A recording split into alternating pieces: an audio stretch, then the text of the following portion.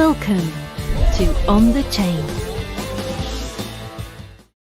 February 4th, that happens to be yesterday, I believe. Ripple and XRP, this is finance feeds, but Ripple and XRP holders given great sign in quotes from Judge Torres. So Judge Torres is back in action. She favors public disclosure, which should favor Ripple, as judge will have final say in deliberative privilege issue. Now, this is good because if they want the public disclosure, it works on both sides. So obviously, any information that's coming from Ripple, any information that comes over from SEC, there'll be different memos they're going to be issued. But here you have, and that's where we'll bounce over to James's Twitter post in a minute. But the court ordered 3 documents to be unsealed: the notice of Brad Garlinghouse's deposition in the SEC formal investigation, a Chris Larson email string, a Brad Garlinghouse email. The files can be read by clicking on the respective links.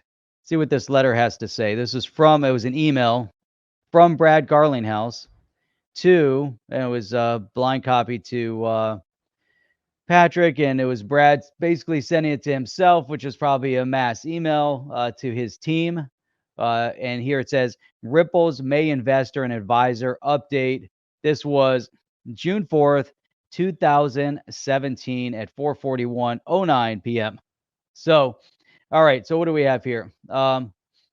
I want to share a couple of notable events that took place in May that symbolize how we're doing. First, we moved into our new headquarters in San Fran, marking a milestone in our maturation as a company. Our new home represents the fruits of our continued labor in shipping market-leading products and driving real customer adoption. So far, opened up this email, just real clear, kind of, hey, sending out to the team, kind of here's what's going on. Now they're trying to say, hey, these letters somehow are ambiguous or maybe are shedding a negative light on the team over at Ripple. But let's see here. I hope you have a chance to visit us soon. In the meantime, let's look at some pictures. So if you scroll down, he's got Ripple entrance headquarters. Here's the entryway. Got this nice boardroom, which looks really cool. I mean, it's kind of nice, kind of a hangout room. All hands kind of come out in the lounge, and they can lounge out, hang out, and stuff. So just very cool, kind of chic, kind of look to the room over here. And then let's see here. Okay. Secondly, just last week, more than 20 Ripplers, including me, Ripplers meaning someone that's employed by Ripple, not an investor in XRP, including me, had a very successful showing at Consensus, the biggest blockchain conference of the year. One of our company objectives is to build liquidity for the digital asset XRP so banks and payment providers can use it to significantly lower the cost of their cross-border payments. So interesting, right? So they want to boost the liquidity availability of XRP. Now they have ODL, which is the on-demand liquidity. So if you're going to boost the liquidity, again, not referencing anything here in a detrimental or negative light in terms of anybody buying XRP as a share or stake in Ripple or anything from that perspective. Nothing nefarious, or they're not trying to hide anything over here. Our primary goal at Consensus was to advance deals with digital asset exchanges and payment providers that will build XRP liquidity and payment volume. So, okay, again, we're pretty spot on here. Mission accomplished. Both leading into the event and coming out of the event, we continue to have great momentum in adding exchanges and payment service providers as Ripple partners. So far, this is great. So 2017, everything looking up, looking great. I came away from the show not only feeling good about our deal progress, but also our market position, our leadership, and maturity in shipping enterprise-ready products, signing commercial contracts with customers, and grounding XRP in a real use case made us stand out head and shoulders above anyone else in the world of blockchain. So now here they are utilizing XRP. So their objective is to utilize XRP to build liquidity and payment volume. They want to help bring this technology into a real use case, which means that they're standing out because all the other blockchain companies haven't really at this point in 2017 used anything that is going to be applicable in a real world scenario. So if we look at this, so far, everything again is on the up and up. So they're utilizing their digital asset.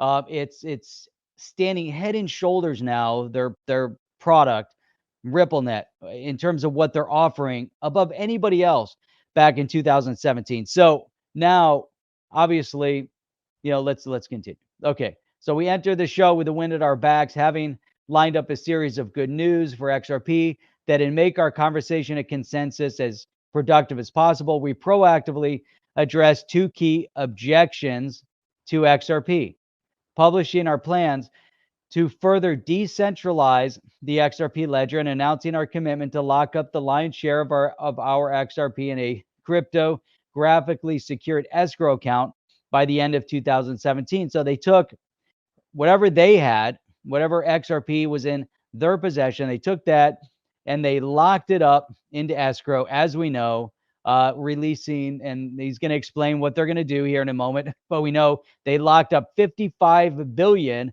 XRP in escrow, releasing 1 billion a month, and then rolling over whatever's not used back onto the 56th month. So, despite a proven track record of being good stewards of XRP, we had continued to hear concerns in the market that Ripple could hypothetically sell all of their 61 billion XRP at any time. So, of their possession, they took of the 61, they put 55 billion into escrow, a scenario that would certainly be bad for Ripple. So, with the decision to lock up 55 billion in escrow, we have given investors a predictable supply schedule and removed what skeptics have suggested has been a barrier to broad XRP adoption. So now they're looking, and in this statement, it'll be interesting how they break this down. But he's talking about investors in XRP, and the concern is that if they decide to dump 61 billion XRP on the market at any point, obviously that will be destructive for the overall availability and obviously price point as of 2017 of XRP. So if you know that you have one entity that's holding 61 billion, and hey, you know what? If you guys dump this, we're basically going to be close to back to zero with this asset. Holders of XRP not so happy about it. So that's why they chose the to take the high road here, and 55 billion locked up in escrow with a very predictable supply schedule, which was good.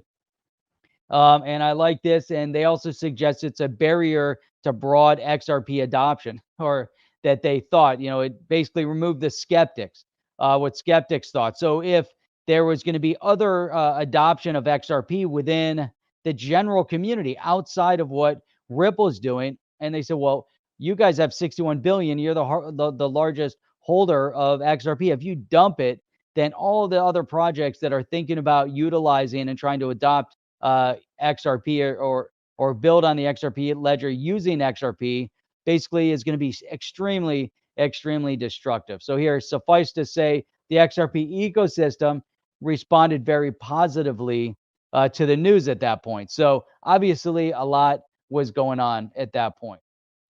So here we entered the show with the wind at our backs. Having, did I, wait a minute, we covered that already, but I might have skipped it. So hang on. Here we go. So let's go back. Okay, the bottom line is that we're committed to making XRP the best digital asset for payments. So that's their commitment. They want it to be a payment. This back in 2017. Well, I can't predict future market dynamics. It's a very exciting time for us as the market is recognizing XRP's real use case, liquidity for cross-border payments. Now, that's a major statement. So hang on. Major statement here. Now, nothing in these statements here are identifying anything to do with individuals in the XRP community or utilizing the XRP ecosystem or investing in XRP have anything whatsoever to do with Ripple.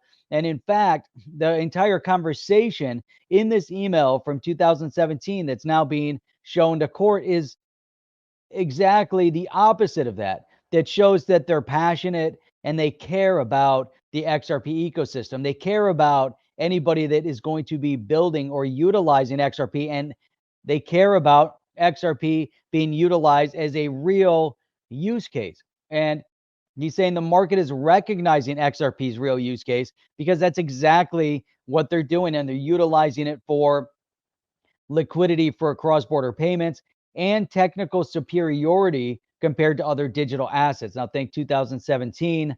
Think about the XRP ledger. Think about what's baked into the XRP ledger. Think about the speed at which XRP is able to transact, and so much more, right? And the cost efficiency and everything else. So let's see. The recognition is translated into significant improvements in both the liquidity, trading volume, and price of XRP. We saw nearly 6 billion in trading volume in May alone, and XRP is now hovering around 30 cents, up approximately 50% in the last 30 days and over 5,000% from the beginning of 17. As a result, XRP has overtaken Ethereum as the current number 2 digital asset by market cap and even eclipsed Bitcoin on more than one occasion. So this is very, very key in terms of, and this might be, the SEC is going to look at this and say, wow, now you're talking to your people and you're referencing XRP and the pricing and all of that and the movement of it. But again, he's also referencing the ecosystem and how significant XRP is to the ecosystem and crypto at large. In fact, factoring in the 18 billion of XRP we own. So remember, they own only 18 billion. They don't own the 55 billion that is put into escrow is not theirs, right? And in fact, the XRP, it can actually be voted on by the validators. So if they decide that they want to pass a vote that is going to burn the entire escrow, well, in fact, they can do that. So Ripple is worth more than all, but for U.S. startups, that all but for U.S. startups. Now he's referencing Ripple, right? He's talking about financials at this point. At this point, Ripple's worth more in 2017 than Uber, Airbnb, Palantir, and WeWork. Now we know WeWork kind of went in an interesting direction. This gives us a tremendous advantage in the marketplace to leverage this strength in a multitude of ways with the underlying vision of enabling an internet of value. As always, feel free to reach out with your perspectives or questions. Obviously, feel. Are you down with OTC? Please like, subscribe, and click the bell to be notified when the next video drops.